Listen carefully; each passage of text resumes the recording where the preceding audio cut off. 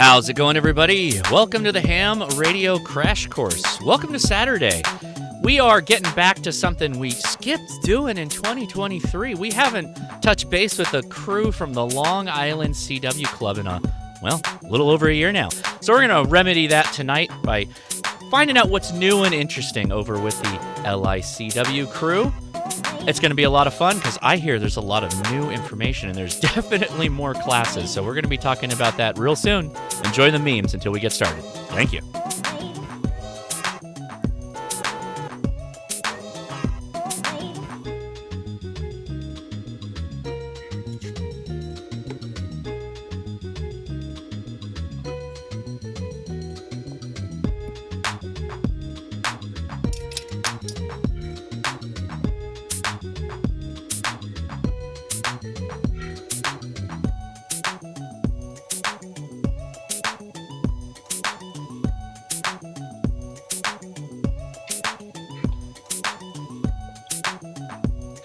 I love those memes. Thanks everybody who submitted memes over on the HRCC Discord. We really appreciate it. And speaking of the HRCC Discord, we'll be going live after this show, so we'll probably be live for about an hour. Then we're going to go over there and we'll take your questions live. And I think we might have some of the LICW crew following us along over there to answer your questions directly. So make sure you avail yourself of the link that's in the video description. Thanks for doing that. And thanks again for coming out and watching us. We really do appreciate it. Really quick, a couple of things I want to mention. I did get some news, and it came via DX Engineering, that they surpassed records at Hamvention this year. I believe it was 36,000 in attendance. That's the rough number of magnitude there, which is fantastic. And it definitely felt like a larger group of people than the last 2 years. I was very impressed. Had a fantastic time. We'll definitely be going back again, as always. Something else to mention, because I got a lot of questions on this. The ARRL service disruption. So I'll drop the link in the live stream right now, but you can follow this. It's almost like a blog that they are kind of updating, and it goes all the way back to the 16th of May, basically mentioning that there was a serious incident involving access to our network. Now, that's not a whole lot of detail, but usually if someone's saying access to their network, it means from some kind of an outsider.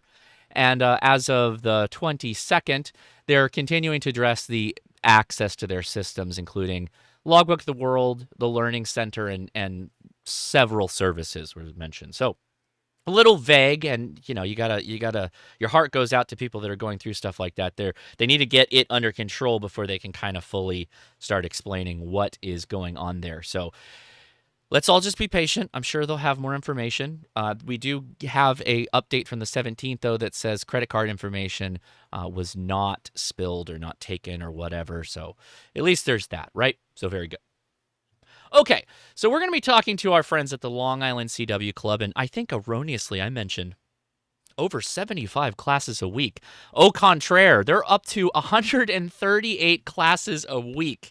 This is a club, guys. It's a club, and we're going to go into some of the detail of what they do in addition to teaching people, but 138 classes a week to help people learn Morse code and become effective on the air with it. That is just wonderful. So we're going to get things started because I know you guys are going to have a lot of questions. We will take questions towards the end of the show, but let's just bring our friends on, shall we? So I got Howard, Jim, and Mike. I think, were all of you at Hamvention? Yes. So I know I saw all of you, but I definitely got to talk to Howard, which was our first time meeting in person, which was fantastic. But to be honest, that wasn't from my not wanting to talk to anybody. You guys, your booth was slammed pretty much the entire time I was there. How do you think it all went with Hamvention? And this was your first year, right? At a booth. Well, I'd like to yield to Jim, who was one of the two people that arranged everything for this, the other one being Bob, W06W. Jim, you want to give a little recap for Josh? Sure. Yeah, this was our first Hamvention in Dayton. This is our third Hamvention ever. Our first one was at PacificCon. The second one was at Hamcation, and then now Hamvention.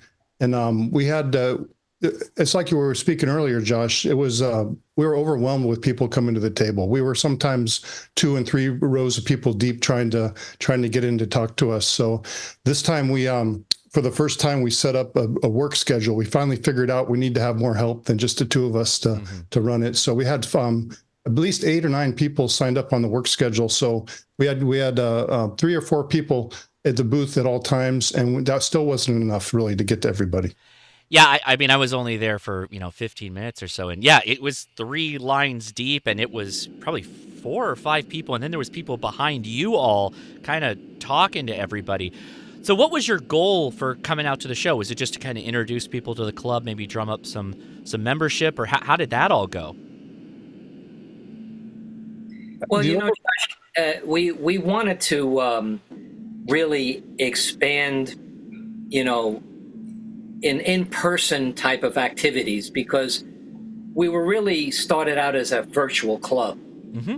And we started to appoint people all around the country to get together in something we called face-to-face or F2F type of meetings. That's what we coined it. Yeah. But then I was delighted when Jim and Bob, WO6W, took the ball and ran with it and started doing all of these conventions all over the United States, and we'll be in Huntsville too. And we really didn't have a specific plan, but we just figured it would be nice to meet everybody that we know finally. And it was very exciting. And I can say one thing, Josh, and I was surprised about this. Everybody looks the way they look on Zoom.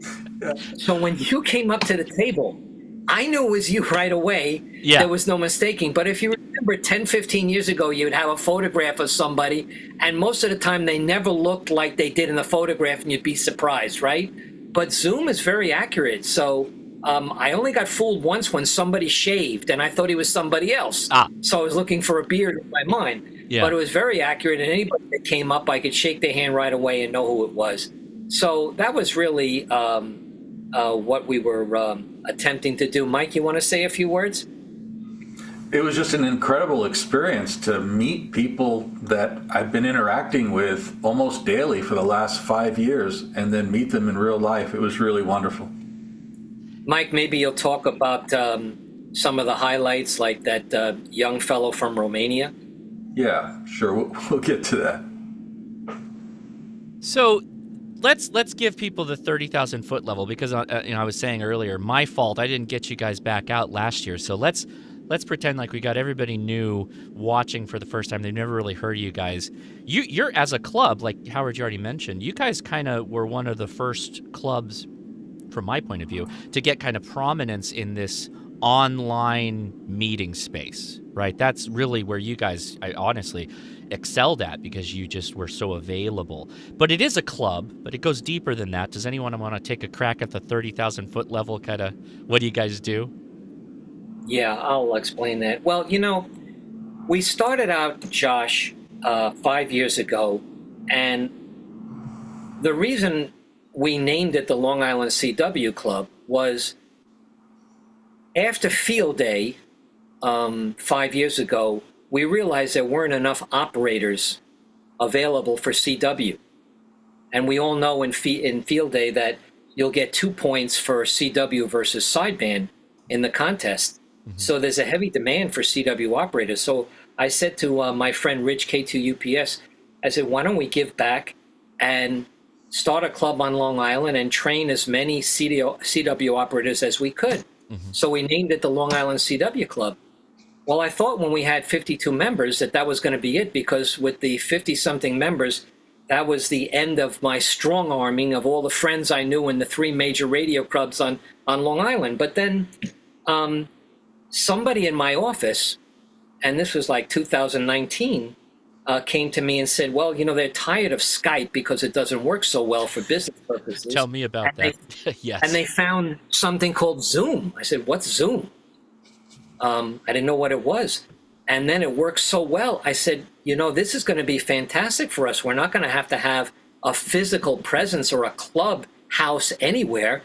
We could do it all virtually. And then COVID hit, and then everything exploded, and the club went nationally and internationally. And at this point, we have over 5,100 members in 58 countries and every state.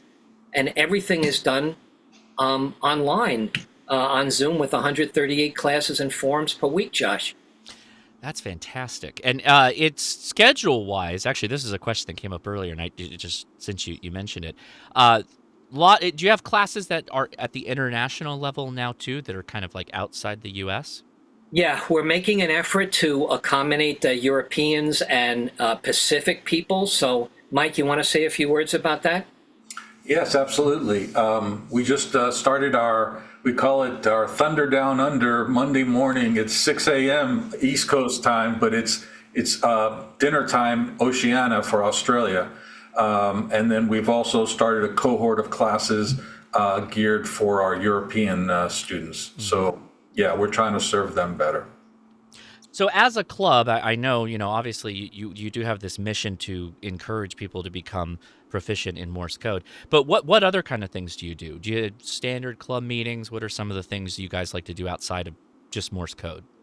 Well, Josh, one of the mantras of the club was to have fun while learning CW. And a lot of our presentations mention that, a fun and new way to learn Morse code. That's what we talked about in our forum in Dayton.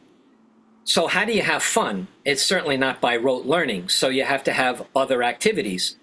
So just about every day we have a forum that's related to ham radio that brings in outside speakers, and they talk about all different type of subjects. We had somebody today in our boat anchor forum talking about those man packs that people used to wear in the Vietnam War. He had one, and he was, discussing that. So that was the boat anchor forum. We have a portable operations forum where we have guest speakers come in and talk about all different ways of, doing portable operations, from being on a bicycle all the way to, going deep into parks.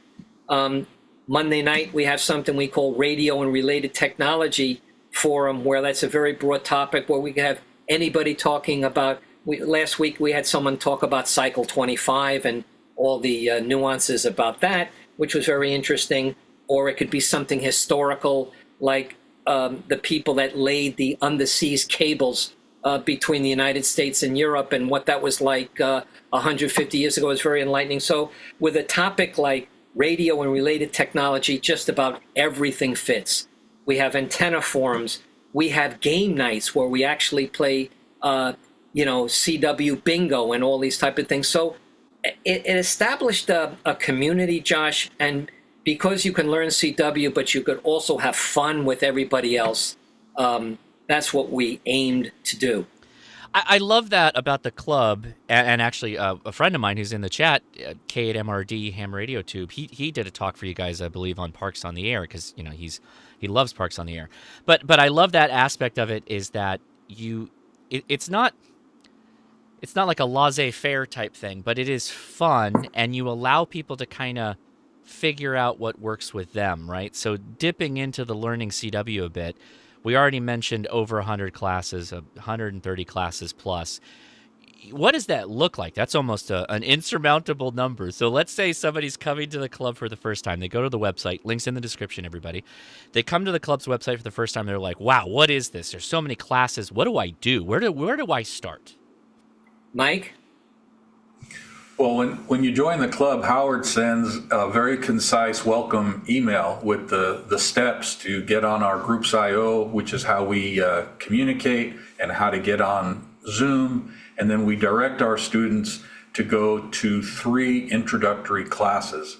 The club is pretty vast. There's a lot of resources available. Yes. And so the intro classes help them navigate and help them get their Zoom and their keys set up so that they can send Morse code over Zoom. And then the way we have it scheduled, just stay in that class and you can roll right into the first beginner's class. And then from there, you're good to go. Mm-hmm, mm-hmm. So that's new. That's something that I think that, when did you guys start doing that, where you have a couple of introductory things that they need to follow, a little bit of side work that they got to do before they get started? That's all good. Sounds like great stuff. When did that come about? We had one intro class for quite a while, Josh, but we've refined it now. We have a class specifically to get your key and your Zoom set up. We have a third intro class that's all about learning how to practice productively, how to, we emphasize not just learning CW, but learning how to learn CW, understanding the techniques and the teaching methods and following them. And so we have an introductory class to get our students ready to do that.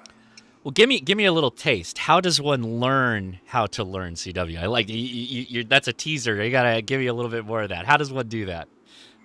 Well, at a top level, we did a lot of reading of historical documents as we were creating our new curriculum, and of particular interest was the 1936 report by Ludwig Koch in Leipzig, Germany. Mm-hmm. And to summarize the Koch report, Koch wanted the characters, the CW characters, to be learned as single acoustic sounds and not by reference to a visual chart, what he called the analytic method. And he came up with several innovative ways of accentuating the acoustic nature of the CW sounds. I'll give you one example. Please, he would play the CW sounds for his students without even telling his students what character those sounds were associated with. And then he would ask his students to mark a piece of paper with a dot when they heard that sound. So for example, he would play did-od-it, and his students would mark a dot, did-od-it, and he'd mark a dot. And it wasn't until that character sound familiarity was firmly established would Koch then say, did-od-it is an R. And then from then on, his students would write the letter R. So we adopted that method of character introduction. That's almost like how children learn language when they're very young, before they even learn the concepts of what the words mean, right? Exactly. And the concept of character sound familiarity carries through our entire academics from day one all the way through high-speed telegraphy. So, interesting point. You mentioned it because we got to cover this right up front. The eye chart that sometimes everybody has that at some point in their ham shack. Put it up on the wall. The triangle, the pyramid that goes down with all the characters. What's bad about that? Why do we want to burn that in the backyard?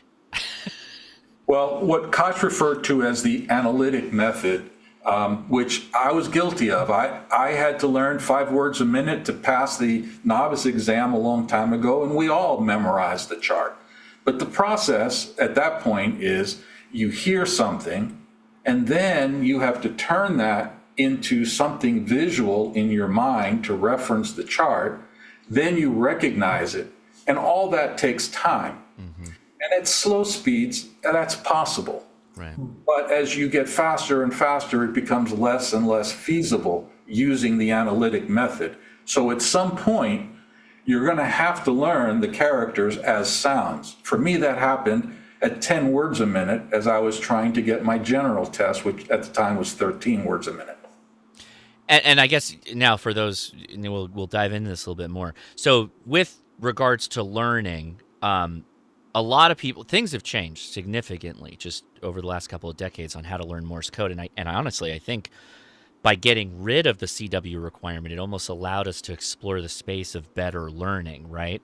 What is your guys' kind of average speed that you try and get people brought up to speed? So people often use the term the Koch method. Yeah. But it's not really well understood. The Koch method is to achieve initial proficiency at 12 words a minute, and then to ramp toward Koch's goal, which was 20 words a minute. Mm-hmm. So we found that very consistent with our club mantra, which is to prepare students to get on the air, because that 12, 13 word per minute is very, very popular speed out there for initial contacts. So, please. If I could say something in the middle here, Josh, give a little background. The way we were teaching, and even on some of the previous shows that were recorded, on Ham Radio Crash Course, we used that G4FON player. Did we lose Josh? No, you're good. You're good. I'm just letting you have providence. Go ahead. Go ahead. Talk. And the common way of teaching ever since World War II and the past few decades was to send the CW very fast, like at 20 something or 30 words a minute, but allow more spacing, and they call that Farnsworth spacing in between. And that's what we were doing because everybody was doing that. But Josh, we weren't happy with the results of people translating from beginners to intermediate. And when people were getting on the air with that type of study practice, where they were hearing the code very fast, but sent like with spacing between the letters, they weren't hearing that on the air, Josh. And that was causing what we called a Farnsworth gap. And we said, we really have to stop this and rewrite the program. So Mike stepped up to the plate, and he just mentioned one Koch article. Mike took it upon himself to read just about every single historical document we could find from the 1910, from the early 1900s up to World War II. And people would ask, well, why are you reading that stuff? Because that's the only thing that was ever written about Morse code, really, in the heyday, during the war periods where they really had to crank out thousands and thousands of operators. And they were only getting, even in the military in World War II, like a 50% success rate with all their efforts. And they were worried about that because the demand was tremendous.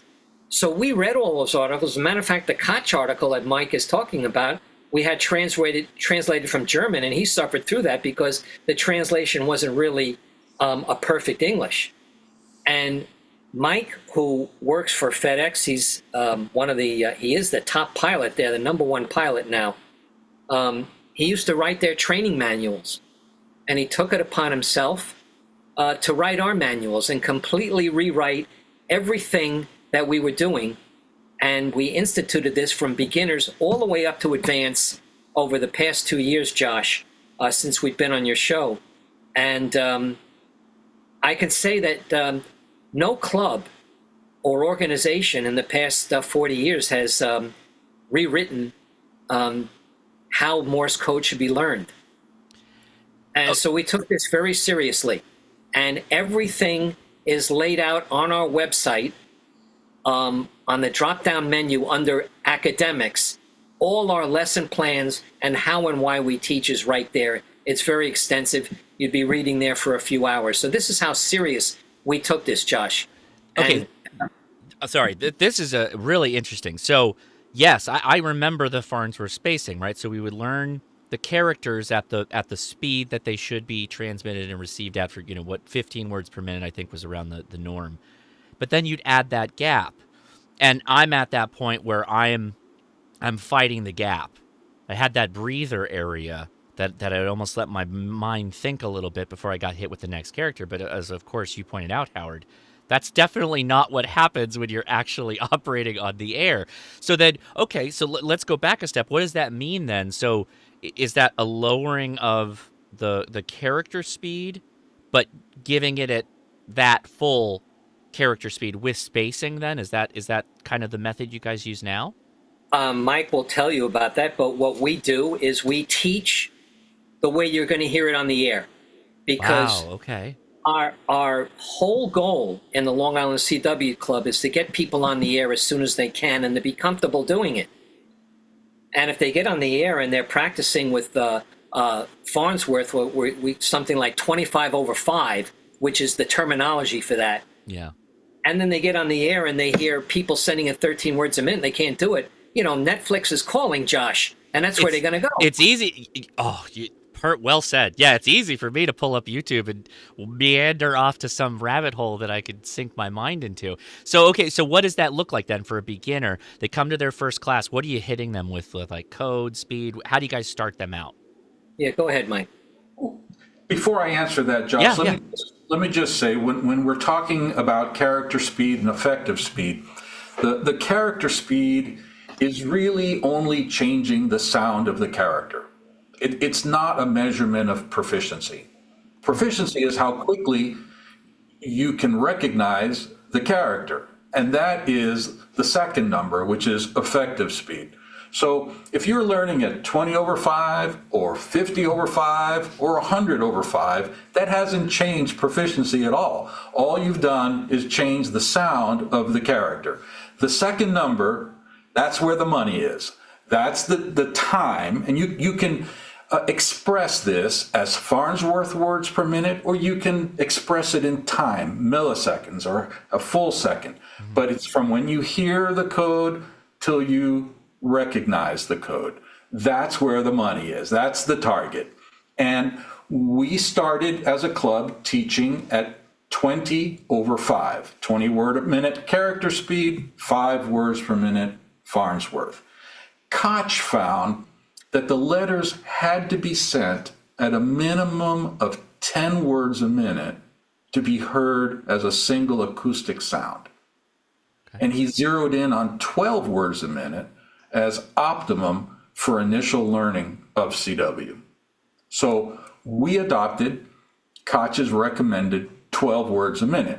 Now, our program is laid out in 3 different carousels, and we can speak to that more. You got a carousel 1, carousel 2, carousel 3. That's from day 1 to getting on the air. Our carousel 1 starts at 12 over 8, our carousel 2, 12 over 10, and our carousel 3, 12 over 12. So you get on the air at a straight 12 words a minute, and that is a twofold increase in proficiency compared to the program which it replaced. So we'll get into the carousels, but I think we should probably, I'll ask the question to go along with that. You have the carousels, but I know it goes much deeper than that into advanced, high-speed, conversational, all of those things, right? In addition, this is all part of this syllabus, if you will, that you guys have at the club. Absolutely. We've rewritten our curriculum from day 1 all the way through beginners, intermediate, and advanced. Let's take a moment because I know. Well, let's you guys have answer to this. So when I was taking classes, you guys were using G4FON. That was your primary method to kind of like develop the code or drive the code, whatever. But I've heard that there's been some changes. So what are you guys all doing now? So the person comes to class first day. What are they expected to hear as they start to possibly learn their first CW characters? So the G4FON trainer was wonderful. We used it for many years. But as we were rewriting the curriculum, unfortunately, Ray, G4FON, became a silent key. And he was a club member and a friend. And his widow graciously tried to help us get the source code. And our plan was to adopt G4FON for our new curriculum. But we weren't able to adopt that curriculum. And the G4FON trainer wouldn't play. This is how ingrained this high character speed, high Farnsworth environment was. G4FON trainer won't play at a character speed under 20 words a minute. Oh, interesting. Okay.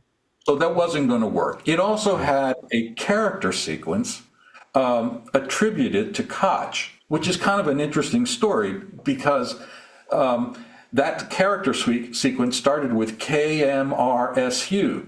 Yeah. One of the reasons we started reading all of these documents is we couldn't understand why this brilliant man named Koch would come up with a character sequence you can't even make words with. It didn't make any sense. So one of the first documents we found was a 1919 article published in 1928 by Otto Lippmann in Berlin, Germany. Lippmann was the first person to theorize that one could predict how well a person would learn CW by how well they could learn their first few characters. So to 71 students, Lippmann delivered what he called an obscure character sequence of varying difficulty. And what do you suppose that sequence was? KMRSU. We found that we were teaching with a aptitude test, not a sequence for learning Morse code. Okay. Now you guys are through archival history research that you did. you guys are almost rewriting the books on how to teach people Morse code. So what's the character progression for somebody starting new? Give me the So, first 5, I guess. Yeah. well, I need to tell you about Please. Yeah, this is fascinating. I'm loving this. Please go okay. ahead. So the so-called Koch sequence never appeared in the Koch report. He never used it. He didn't develop it. Where did it come from? From Otto Lippmann as an aptitude test. Oh, And so by it was the way, almost that's like the bad result. That's almost the hard.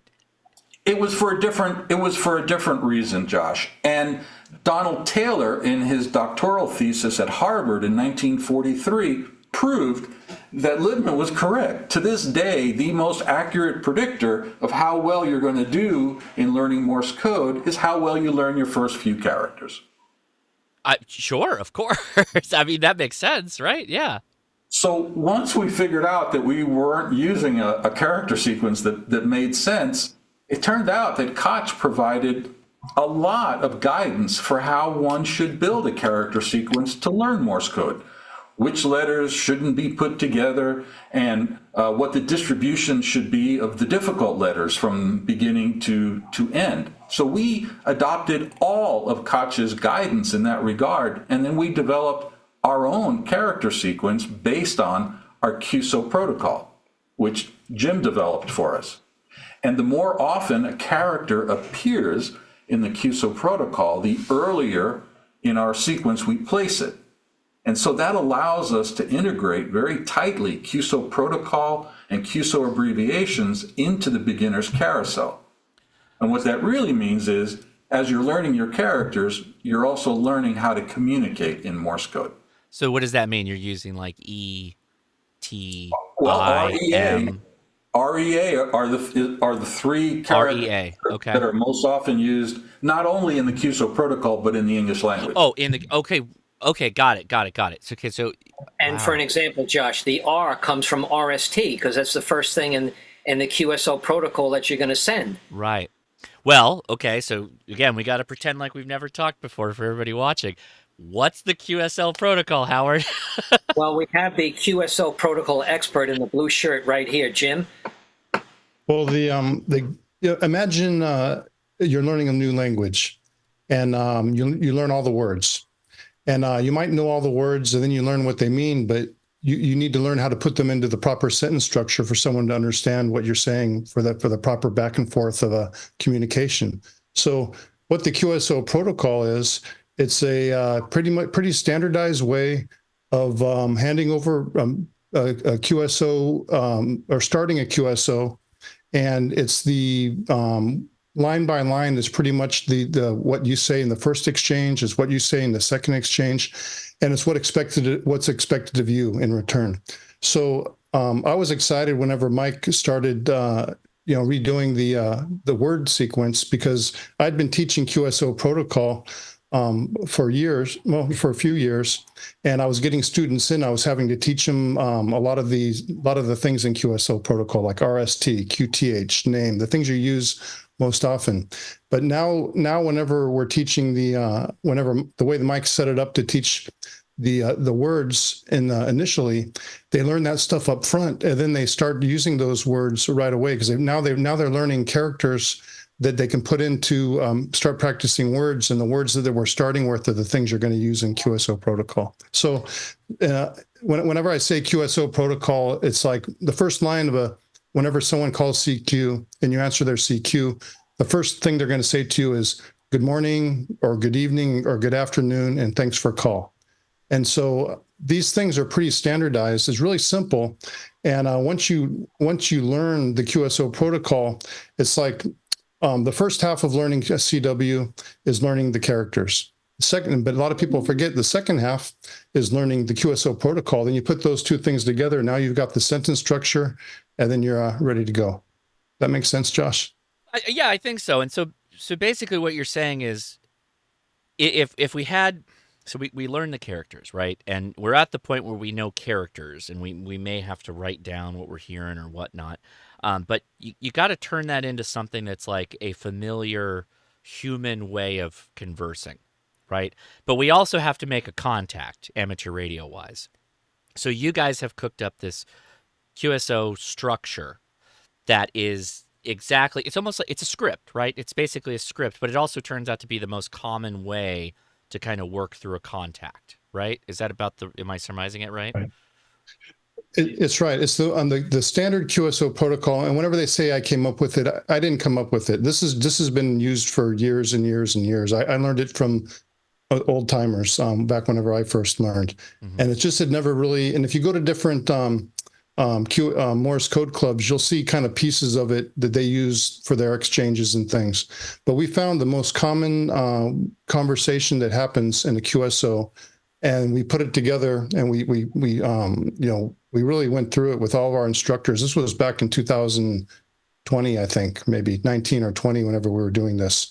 And so whenever you, in the QSO protocol document, I call it the foundation, because it's the long version of doing a QSO versus, and whereas a POTA, SOTA, or a DX exchange would be the short version.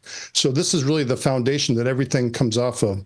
The QSO protocol, the standard QSO protocol, is what you would use if you want to make a QSO whenever you're not in a contest and you're not contacting another club member and it's not a QSO party or something like that. It's whenever you're reaching out, I call it fishing. You just want to go out and talk to somebody.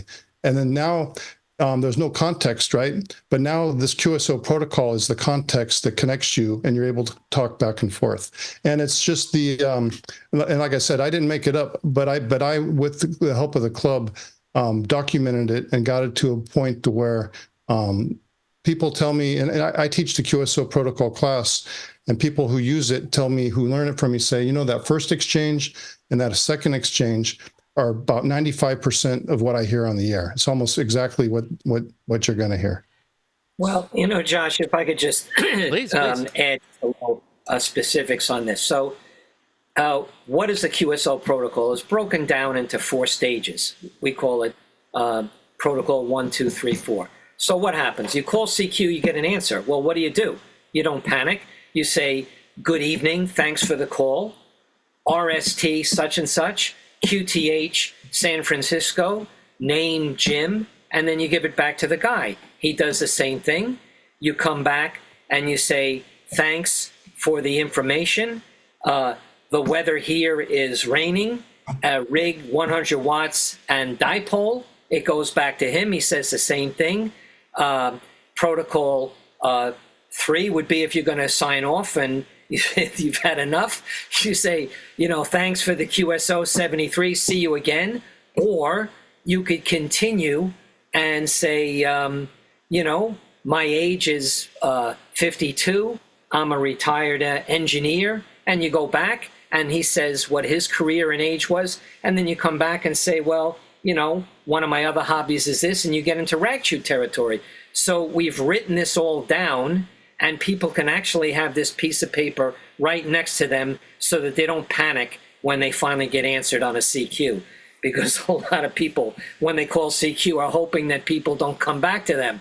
So Howard, that document's also available on our academic downloads, right on the front of our webpage. It's part of our curriculum, and this protocol is passed down early into the carousel, and the whole objective of the Long Island CW Club is to hopefully get you on the air within 3 to 4 months of when you join. Okay.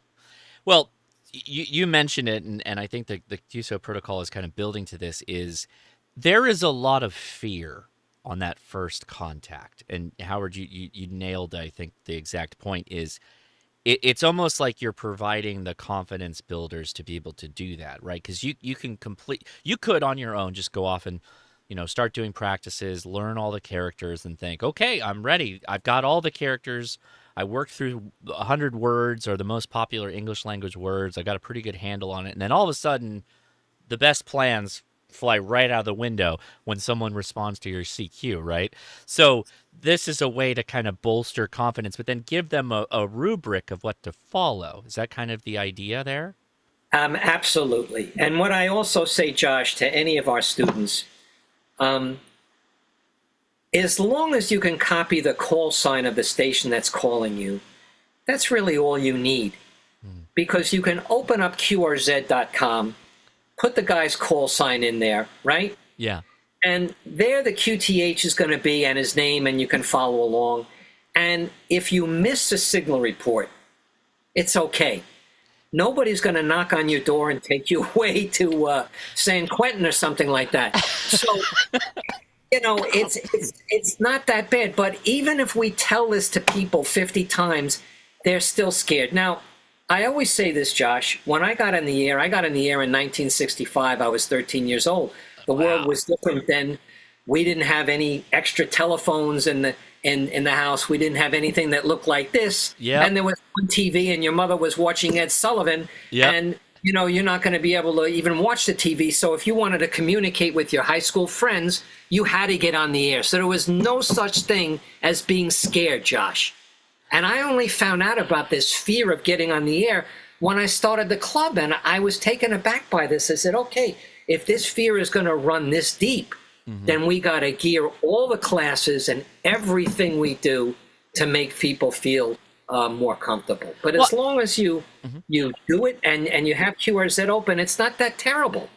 I know you've probably heard this from other people, but just from me, as I'm a younger ham when I got started, whenever I look to the world of Morse code, I just always assumed the other key on the other side of that conversation potentially was much more skilled than me, was vetted in the mystic arts of Morse code. And if I were to violate those sacred rules, that I would be offending them, right? And what do you think about that? I mean, that's how I approached it when I was initially starting. Well, Josh, there's only two types of people that you're going to get.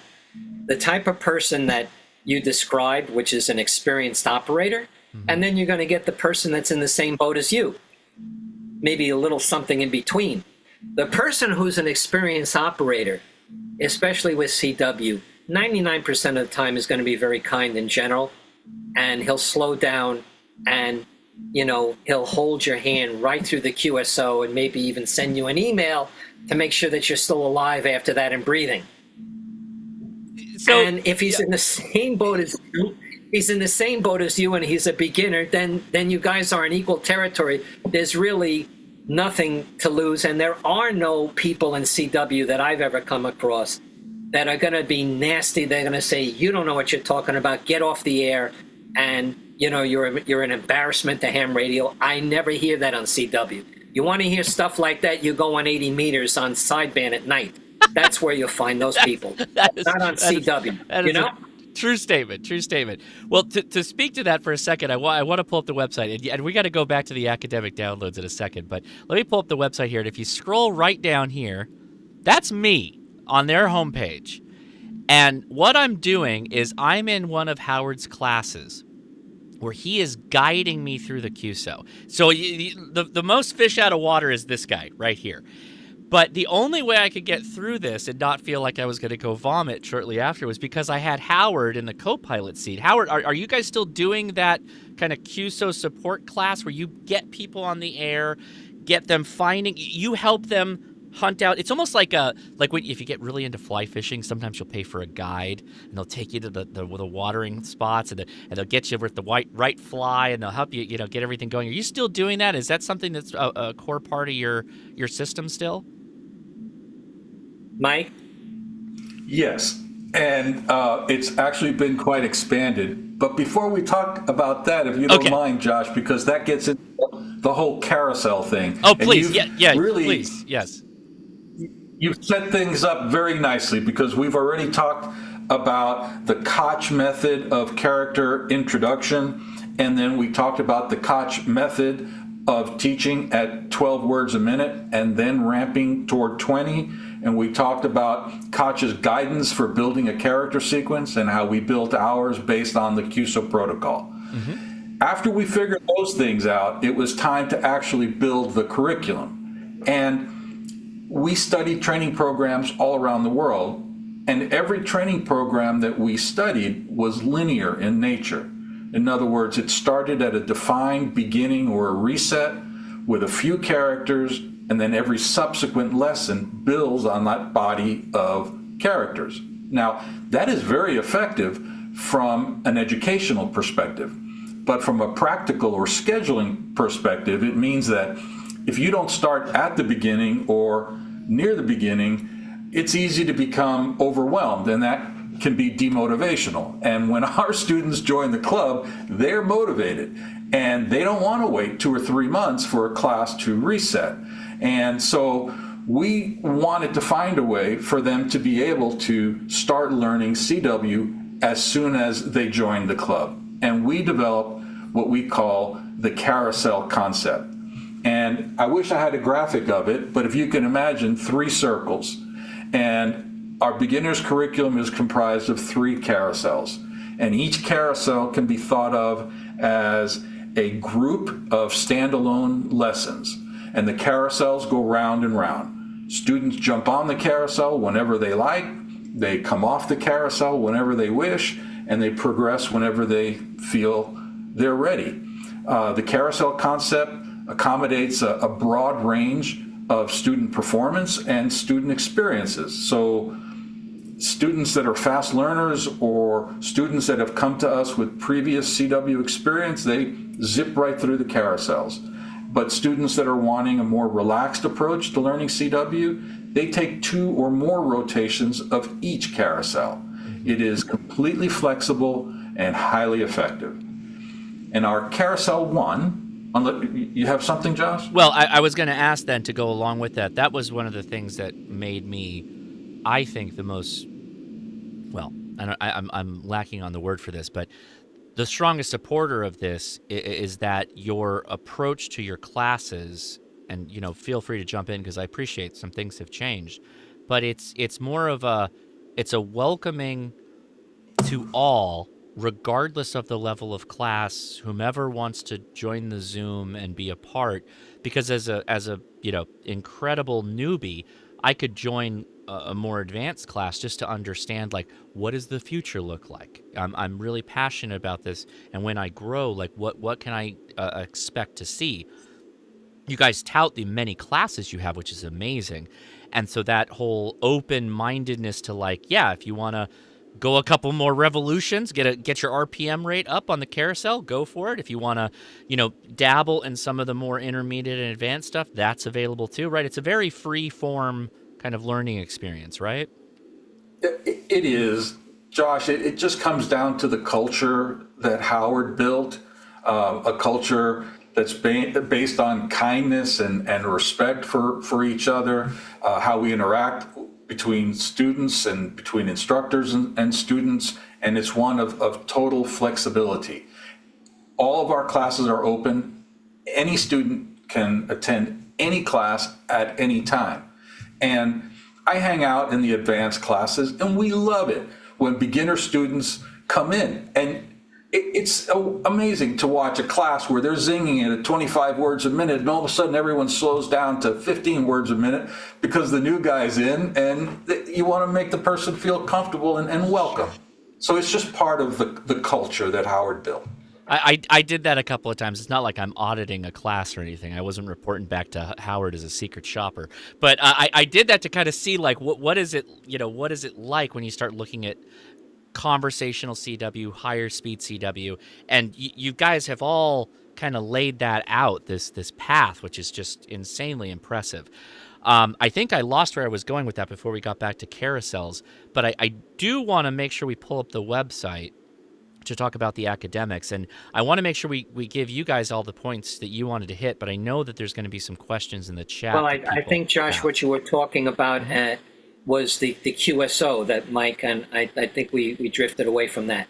Yeah, well, we hit most of the points, but I was just doing this yesterday. I was making a small index card for the POTA exchange because I'm going to try and go to the beach tomorrow and try and get a couple of CW contacts, at least a couple, in my POTA activation. And I laminated a little card with my simple little QSO on there. But that's again, as you said, that's a highly abridged version of a CW contact. But that the QSO protocol that you guys have goes into more of a, your home and your shack. You can pull up QRZ, you can do all that, and that covers that whole litany of things that you might want to talk about, right? But Josh, we also I do teach the more in-depth class on the standard QSO protocol, but our BC3 class Carousel, does Michael probably mentioned the, tell me if I miss anything, POTA, SOTA, the LICW challenge, and the SKCC types of protocol. And then I think you asked earlier, do we still have Get on the Air classes? We have a Get on the Air class for each one of the protocols that we teach. And the teacher, just like when you were there, I remember seeing you make that contact. It was very exciting. They help you break the ice, right? They'll translate for you, and for each one of these different protocols. And so not just the long one, but also all these abbreviated ones too. Well, the way we do it, Josh, is just like that video. That was your first CW QSO. That was very exciting. I remember that like it was yesterday. So if everybody's on Zoom, just picture now that this was the class, right? So there's 4 of us here. So you're contacting somebody. I can hear your radio over Zoom. Yep. And I'm listening. And let's say you missed the guy's call sign. And now what do? You're all nervous. I say, don't worry, Josh, that's the W7XYZ. And then you can go back. So you have somebody, even though I'm across the country from you, I'm listening to your radio. Or I can listen on the same frequency as you, and I hear the same guy you're working. And this way, I'm kind of like holding your hand right through the whole thing, so there's no reason to be nervous about it. Now, people are still nervous even through that, and but they get through it. And once they break the ice and have their first QSO, they get recognized by the club. They get all types of congratulations. They get a first QSO certificate, and then they're off to the races. And, Josh, I want to say one thing. You did a video. I know we had a little email exchange about this a year ago. You did a video of one of your POTA operations, Okay. And you were there, and you missed a couple of the letters, and this, like anybody would. Sure. But you had the right attitude. You were having fun, and you were still going, and it didn't bother you. And I thought it was the most encouraging video on CW that I had ever seen, and I told you that because it was a model that you don't have to be perfect. You're out there to have fun, and you still made the QSOs anyhow. Yeah, there's a little bit of like, if you make YouTube videos, you want to be accurate and precise and all that stuff. And so I think it makes people hesitant to do a lot of Morse code videos unless they're proficient. But in my case, I realized it's like there's a ton of people that are probably just like me that are so worried to even get started. And I was just like, well, why don't I just record it, film the thing, and we'll post it, and I'll just show you what it looks like as I fall down the tree of knowledge and hit every branch on the way down. Like I think that's the most human way that a lot of this stuff happens. I don't know any other way that it could. No one goes into a dark room and then they come out 6 months later and they're proficient in Morse code. There has to be this back and forth human reaction, this conversation that has to happen to be able to gain any kind of knowledge or prominence, right? Well, I thought it was great. And thank you. I appreciate that. So thank you for that. Josh, speaking of thank yous, there's something I want to say. I think that you're doing such a fantastic job for ham radio. I told you this in person, and I don't know how you do it. Crank out all these videos per week. And I know you have a busy job, and you have 2 young boys, and you got a full schedule, and yet you're still putting out these high quality videos and education on so many topics that you could speak about. I think it's fantastic, and I want to thank you very much for always being so supportive of the Longhorn CW Club. And Josh, I have the numbers in front of me.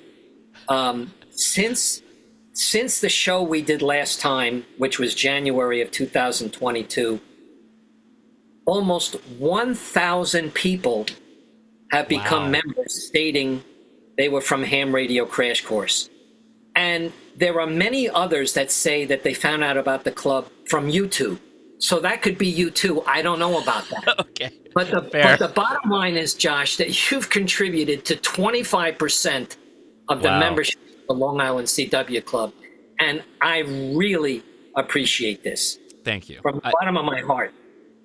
I just like what you guys are doing. I'm like that about anybody. If you guys are doing something that's amazing and needs the signal amplified, if you will, I'm happy to do it. And I just everything you're telling me today is just it's evolutionary on what your original kind of core concept was. So the fact that you guys continue to get better and like it makes me very like happy, very happy. Everything I'm hearing today. Hey, Josh, is just it's awesome. because of you. It's because of you that we're all here with you today, because I heard about the club from you, I think in 2019. I joined right after you talked about you joined. Soon after that, I was on the air and I met Mike and I said, hey, you got to join this club. Now look, now Mike's running this academic program and look, I mean, we're all here because of you. Oh, that's crazy. So thank you. Thank you. It's very kind words. I mean that. That's awesome. Excuse me. The hamvention, I was saying the con crud earlier, but I don't know of a system like that. I mean, I don't know of a club that works like what you guys do. I don't know of a system for learning Morse code that works the way you guys do. That's why I find this just so impressive. And you're evolving upon yourself, like from what we heard already today, which is just amazing. I love it. But I was even more impressed as I want to dip into this website because you guys literally have the entire blueprint basically on your site, right? So walk me through this for a second. Let me see if I can pull this up, and I think I might be able to bring you all in here. Let's see. Yeah, there we go. We got academic. Gosh, yeah. up on the navigation bar on the top there, you'll see academics. So yeah, let me click over here so you guys can follow me. So I'm right here on at the very top. No, Josh. Down on the navigation bar. Oh, the got black it. thing. Yeah. There, so right there here, and what are we looking for? Hit the first drop down. The curricula. Yeah. Okay. If you read this, and you see the sidebar takes you to the next steps. How many hours do you think it would take to read all through this, Mike? I don't know how. There's a lot there. What you're seeing there, Josh, was the flow, academic flow. You asked, what do I do on day one? Well, that's the red arrow where you start. And now we haven't even talked about our intermediate and advanced, which is all brand new and really amazing because it's a comprehensive and structured approach to achieving conversational head copy. It's like the holy grail of CW proficiency. So we're excited about that, but we don't have time to tell you everything. But that's the path. Yeah. And we're getting more and more members that are joining to avail themselves of that conversational head copy curriculum. So you go in where it's the red arrow, and then you can go down either beginners, intermediate, or advanced flow from there. So it's all here, guys. There's no secret sauce. It's all laid out for you. You can go down the beginner curriculum, all that stuff. But it goes even further than that because you have your downloads pages on here as well, and the tools that you use is literally on this page, right? So I guess I was at the. Am I jumping ahead too much by going to the academic downloads? Is that okay? If you go to the academic downloads, you'll see the student and instructor guide. That is our curriculum. We make it available to the world. Jim's QSO protocol is there, and a link to our Morse practice page, which is a web-based, incredibly powerful trainer with our curriculum and teaching methods very tightly integrated. And we make that all available to the world. And all of it is accessible. So if you're using a screen reader because you're blind, you can use all of our guides and all of our training tools. So this is ADA compliant as well. It's all covered in there. You're all good to go. That's amazing. Yeah, I don't know. We didn't study the ADA, but we have blind hams that helped us make sure. Excellent. That's awesome. Accessible. That's awesome. I'll tell you something. This is a very important subject to me. If I can just spend a moment, yeah, Josh. please. You know, the most important thing to me when it comes to the Long Island CW Club is what are we doing for people that are not as fortunate as the majority of us. It's more important than how many classes per week we have, how many members are coming in, and whatever we do with our curriculum. So through the hard work of a committee we had led by Bob W06W, and Josh, you were kind enough to make a video about this at in the Florida Hem convention. Yes. We devised and built a haptic vibrational device that gives Morse code vibrations to the palm of your hand. I was thrilled last week, Josh, that somebody came and wanted one of those units and is 100% deaf. He's not even a ham. Oh, wow. And we shipped that unit to him this week, and he wants to learn Morse code. And this is an assistance to, people who have hearing problems. And let's face it, the majority of hams are now 50, 60 years plus, and some are having hearing problems. And if your hearing is not right, well, it makes it even more difficult to learn CW. So this device was very important to us. Besides that, we've reached out to the blind community, as Mike has detailed. We have many blind hams in our club. They're involved in all the classes, and we made sure that everything from our website to all our documents can be used with screen readers. And besides that, we've taught autistic students. There's a video on our website under the Students with Impairments drop down, and you'll see a video of a young man who couldn't speak to his mother, unable to speak. Wow. But they both learned CW from us at the same time, and they can communicate in CW together. It pulls on your heartstrings. I had no idea. That's what I think we're all about. That's what we're all about, Josh. So he was nonverbal, but he can nonverbal, autistic. I think he was a level 2, if I remember correctly. Wow. And he learned CW with his mom, and there's a video of him sending some words to his mom. Wow, I didn't know that. That's amazing. And that's on your channel, your YouTube channel. That's on our webpage. There's on that same toolbar, if you move over to the right, where you downloaded the academics, students with impairments, you can see the videos. Oh, yeah, absolutely. Yeah, everybody, the link is in the description. Please go check all this stuff out because it's all there. They've laid it all out for you. Howard, that's impressive. That is literally the mission statement that you created here has grown in such a positive way for amateur radio. You definitely did some really you really set the bar high, and I just love that. It's amazing. So congratulations to you. That's very impressive. Well, thank you very much, Josh. Yeah, that's amazing. I want to go back to the website for a second because we jumped out of there for 1 minute. But if you go back over there and you go to the top, the very right-hand corner, this is literally the tool that you guys use, right? It's right there on the website, and this is it. It's all right here. So, man, this is. Boy, I hope everybody's watching this and you're as impressed as I am for how many things have just it's grown. It's gotten even better, more amazing. What do you think about that, Howard? What do you think about what you've created here? What do you feel about that when you get up in the morning and you're like, man, look what I've been involved in bringing forward to the community. Well, Mike took a picture of me candidly at Dayton, sitting at a table. And I had a big smile on my face from ear to ear, just sitting there watching everybody. And Mike said that was the happiest he's ever seen me. Oh. So, I'm very glad we could give back. Another thing that worked out very nicely for us, Josh, we embraced women. We have over 300 YLs in the club now. Many of them have leadership positions. Wow. That was also awesome. very important too. Oh, man, you guys are you're an inspiration a model for so many aspects that this hobby can just, take some of these ideas and bring them to your home clubs, bring them to what you guys do. This is just such a fantastic model that you guys have created. It's just amazing. Well, Josh, it's kind of the way I've always thought. You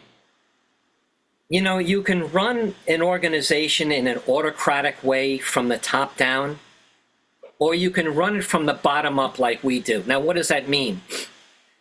It means that everybody has a voice, everybody's recognized, nobody's ever criticized, and everybody's encouraged. And because of this, it's unbelievable what people contribute.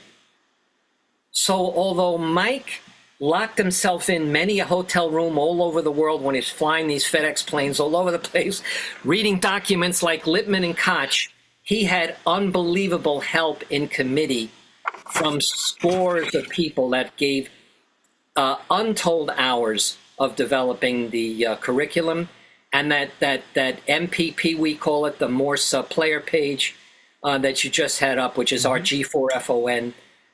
I mean, the IT work that went into that and that continues to go in, it's unbelievable. Now, I could never do any of this because I'm an analog guy. Look at what I got over here. I got the Heathkit Mohawk from 1962, right, and the Collins 7584, which you can't see. So that's what I am. So am I going to be able to develop the MPP? But no, we had people that did it, and they volunteered to do it. Mm-hmm. So, you know, when you encourage people and you make a safe place, it's just amazing the energy and the synergy that you can harness. And if I could mention that to any other clubs, that's where it's at. Not for the president to tell everybody what to do. It's to get it from the members and to recognize every one of them. You don't have to agree with them, but recognize them. I think also you're probably a pretty humble guy too. I take that from all the times we've talked. You set the guidance, that mission statement, that direction, and look at what's grown around that. You gave the coordinates. We're going this direction. This is how this is what I want. This is what I envision the world to look like if I could impact it in a certain way. And look what you've achieved. It's amazing, Howard. It's fantastic. Well, thank you. Thank you, Josh. And I think there's a lot of good in people. And I think the default for people is really to be kind. Yeah. You know, if you give them the opportunity to be like that, I think that's what they'll gravitate to. Yeah.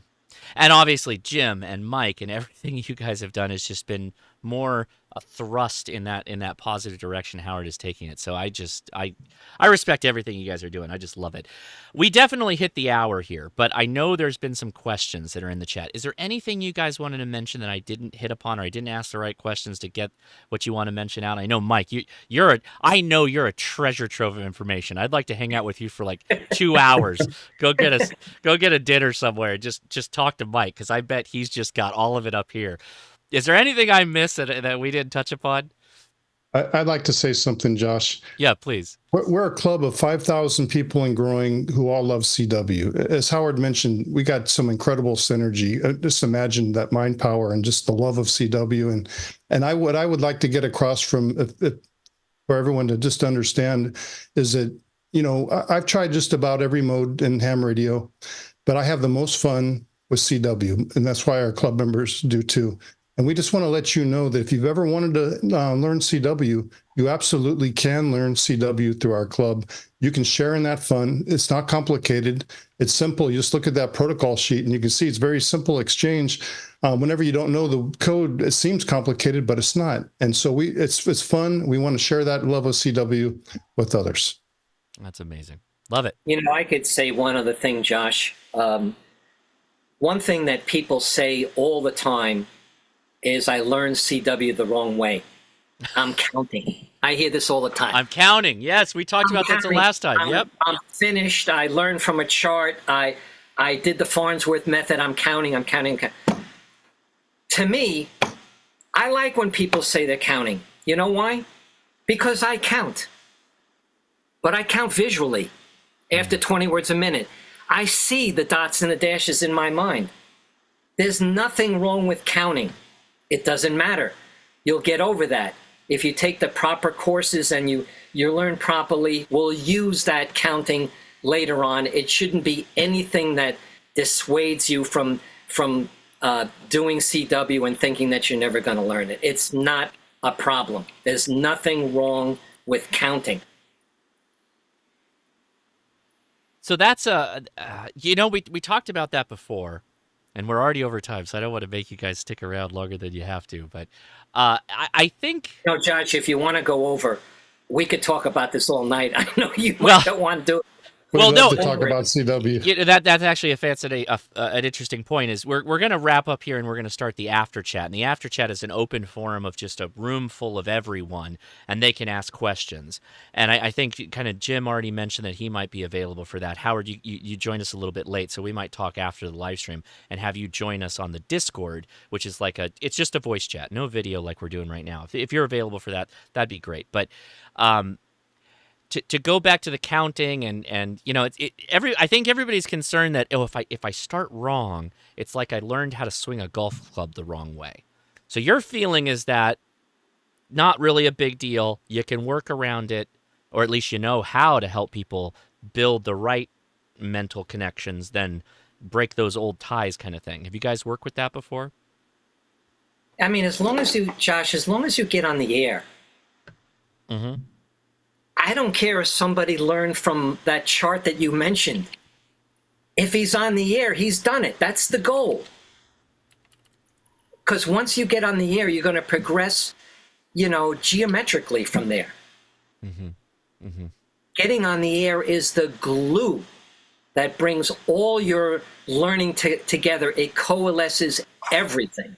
Yeah, I think that's totally the correct statement, because it's literally it feels like almost you have to climb and go over the top of Mount Everest before you feel like you're good enough to get on the air for a lot of people of my generation, probably younger generations. But I think what you're saying is no, it's an iterative process, and there's many off ramps you can take along the way that include getting on the air through the QSO protocol and through your classes and the help you guys do as well, right? It's fine. 50, if you know your CW 50 or 70%, and you get that call sign, that's all you need. Like I said, you open up QRZ.com and you sit back and you say to yourself, you did it. Yeah. Well, so I asked the call for questions. Anybody in the chat, go ahead and hit me with questions. I have my first one, and it kind of goes back to what Howard, when you're talking about the student who has autism. They asked, or they're asking on behalf of somebody that was in there, any tips for someone with ADHD? Does that come up at all? Is there a different curriculum or a different way to approach it? We've never really, ADHD is very strongly diagnosed amongst the population now.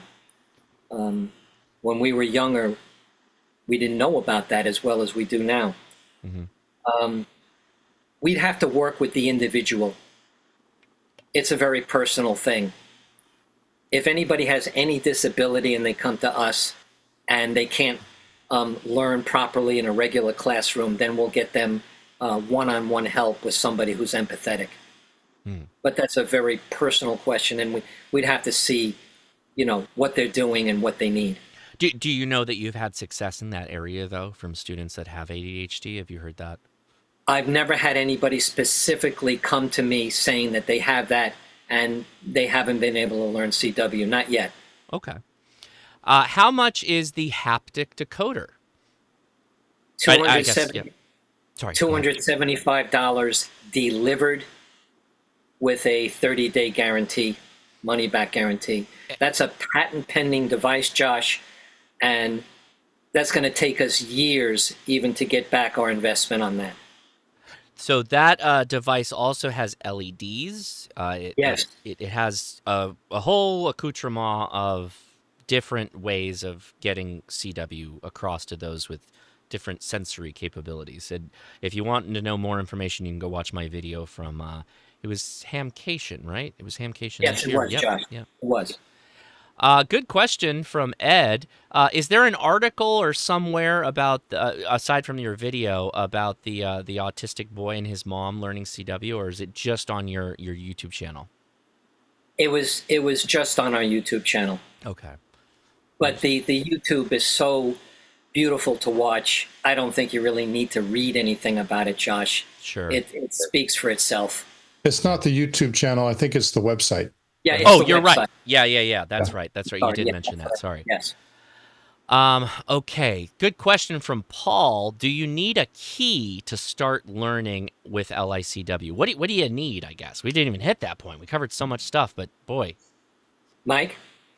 Well, as a club, we recommend learning Morse code using a straight key. But oftentimes in classes, the students aren't ready yet. They haven't received their key or whatnot. And we have what we call code talking, where we can verbalize the code. And part of our teaching method, after we introduce the characters in the Koch method, is to then have the students send those characters on a straight key, and if they don't have the straight key, to verbalize it. And the reason we do this is that we found the way a student sends the character on a straight key or verbalizes it is how they're hearing it. So if we ask a student to send or verbalize R and we hear dit, da, and dit, then we know they're still hearing it as different elements, and we'll work with the student until we hear them send it or say it as did-a-dit, a single acoustic sound. Oh, interesting point. So instead of dit da dit, did-da-dit, that whole did-da-did-it, that whole musical element of it. We didn't even tap into the musical part of it, but yeah, that's a whole So you don't have to have anything to join, but it's recommended that you have some type of a straight key and an oscillator, something to make some noise. Some people even just use their rigs, turn off the break-in or turn down the power, and you can use that as an oscillator too. Just because I know we're going to get that question and I already pulled up the website, I want to make sure we mention them. Nobody's sponsored by this mention, but cwmorse.us is one of the recommended websites that you guys can get a key for the Long Island CW Club, and really anybody who's interested in Morse code. A lot of these are 3D printed keys. They're inexpensive. They work very well. They have a variety of options. Going back a second, though, we did get a question before the live stream even started. Why is the straight key the recommended key? What is it about the straight key? You know, this is this is a question we get every single time on the show, yeah. And here is the answer. We believe, Josh, that there's a better mind-to-hand connection when you're using a straight key. When you use an electronic device, the machine is making the dashes and the dots for you, and it's a different thought process. But when your brain has to tell your hand to actually make the characters, we feel it's a stronger learning connection. And we recommend using a straight key until you're proficient at about 18 words a minute, which is the speed that you're actually knocking on the door of head copy. And then, of course, it's going to be very difficult to send much higher than that on a straight key. So at that particular point, about 18 words a minute, it's fine to use a keyer or a bug or something electronic. Now, I always say this, are we cast in stone on this? The answer is no. Thank you. The final decision of what you want to use is yours, but this is our thoughts based on teaching thousands of students over the past 5 years. So this is a really interesting thing, because Backcountry Gear Shed commented, "Oof, I was getting nowhere with the straight key. Iambic works so much better for me." So as Howard just said, they're not going to kick you out of the club because you came with an iambic day one. That's not the point of this. They're saying what they found through the many, many people that they've taught, that this was a recommended way. It doesn't mean that you don't learn differently and you don't have a different way of doing it. That's okay. You guys have no problem with that, right? You know, Josh, we have a great video on our YouTube channel. This guy in Finland that sends CW with all these household items. He even took a tin of chopped liver and hooked it up with alligator clips, because chopped liver conducts electricity. He had a spoon hooked up to one of the alligator clips, and he's tapping on the chopped liver, and he had a perfect fist. So I don't care what they use to learn, as long as they get on the air. We're getting back to that. So it doesn't matter to me what you're learning with. Are you getting on the air? There you go. So you want to use a chopped liver? The guy had this hooked up too. He had one of these paper hole punchers, and he was doing CW with this, and he was doing it with a stapler too. Oh, there you go. Yeah, there's a I video can for send a that. C- Yeah. Guy I can send a CQ with a stapler. Here's Sure. a CQ. I mean, that's a good swing line. But we though. do Sounds like recommend a us. Now the But we swing do line. recommend a straight key. The swing line is the Bengali of staplers, though. So that's true. Oh man, guys, I don't want to hold you up more. I think this is a perfect spot that we could probably end the stream right here. Anything you want to mention before we head out? Because boy, we're gonna bring you back. I promise. We're gonna do it sooner rather than later. I swear. But anything you want to mention before we wrap things up here? Well, listen, Josh, I want to say again, thank you for having us. It's a pleasure knowing you. It was great to finally shake hands Yes. last week. Congratulations on your show. The last time I checked, I think you were approaching like 240,000 subscribers, which is unbelievable. I mean, our YouTube channel, I think, has like 2,000, right, Jim? Something like that. And we have like thousands of people in the club. I don't know how you do it. It's wonderful what you're doing for amateur radio, and keep up the great work. And it's a pleasure to know you and be associated with you.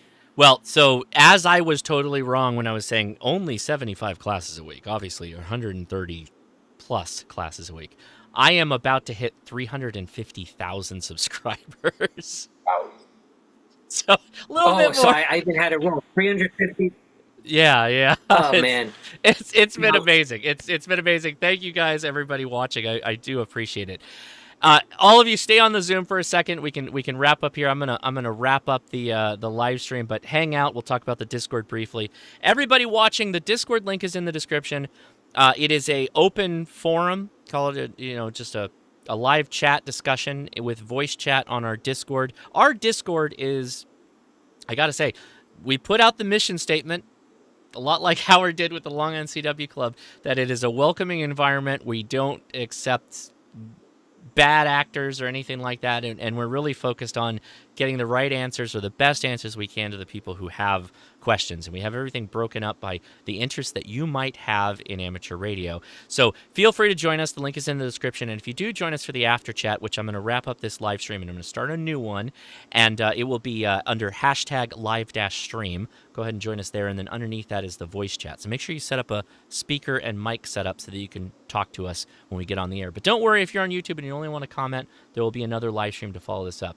Gentlemen, this has been a fantastic talk. I am so glad we got you back on, and I love the evolution to the process and the hearkening back to history. Boy, I love the going back and reading the sacred tomes of the Koch learning process that you did, Mike. I love it so much. And then you brought something forward that is now your standard education process. It's just fantastic. So kudos to all of you. Just great work across the board. Thank you so much. No, thank you very much. Well, Thanks for having me. hang tight. We'll get back with you in a second, but I got to wrap things up, and I'll be right back with you. Well, everybody, thank you so much for watching our live stream today. It is thanks to a lot of our patron friends that are right here, and also I have to make another apology here. So next week, I'm going to catch up on May's patron picks, where we're going to talk. Next week is next month. I know I'm dipping May into, May. Yeah, we're into June now. We'll be doing a first-timers discussion on Parks on the Air and Summits on the Air. I will do my best to get as all of that out as I can and make sure that they were apropos. That means that now June's patron picks has to slip out a week, and we'll make sure we find a spot for that. But thank you to all the patrons that allow me to do what I do out here, and the support you guys give me is highly appreciated. If you are unfamiliar with Patreon, it is a non-YouTube way of giving the support. YouTube generally takes like a pretty considerable amount of money in kind of the support you guys give. So if you'd like to find another way to support, go check us out on Patreon. The link is in the description. And with Patreon, you get extra perks like the monthly newsletter, which I drop at the end of the month usually, and then a number of other ways of contacting me directly if you have questions. But if you don't want to do all that, that's okay. Discord exists, and it's a full 24/7 live ham radio server where we can answer all kinds of questions and just have a lot of fun. So that's boy, I I had a great time. This is a fantastic show, and thank you everybody for asking questions and being engaged there. We had 400 people watching live at the peak, which is just fantastic. And I saw a lot of people that were actively filling out their applications to join the Long Island CW Club while we were chatting. So that is just really, really cool. I just, it makes me so happy. So everybody in the chat, again, I'm seeing lots of 73s there, so appreciate y'all. And yeah, thank you so much for watching, and we will talk to you real soon. That's it for me. I will play you out with the memes until we talk here again in a couple of minutes for the after chat. 73.